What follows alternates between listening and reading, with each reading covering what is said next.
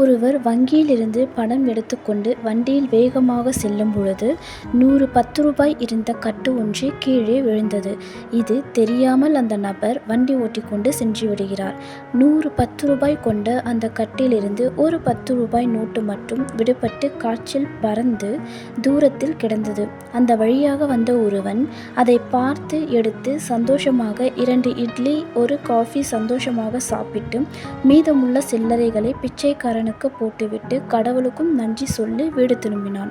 99 நோட்டுகள் கடந்து சென்ற ஒருவன் அதை பார்த்து எடுத்து மீண்டும் மீண்டும் எண்ண 99 நோட்டு தான் இருக்கிறது, வங்கியில் இப்படி கொடுக்க மாட்டார்களே என்று எண்ணி 10 ரூபாய் மற்றொரு தாள் எங்கே விழுந்தது என தேடிக்கொண்டே இருக்கிறான். 10 ரூபாய் கிடைத்தவன் திருப்தியாக சாப்பிட்டுவிட்டு சந்தோஷமாக வீடு சென்றான்.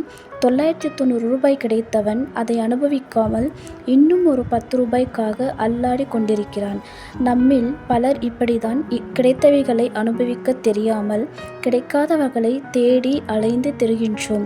வேதம் சொல்கிறது, எபிரேயர் 13:5, நீங்கள் பண ஆசை இல்லாதவர்களாய் நடந்து உங்களுக்கு இருக்கிறவைகள் போதும் என்று எண்ணுங்கள்.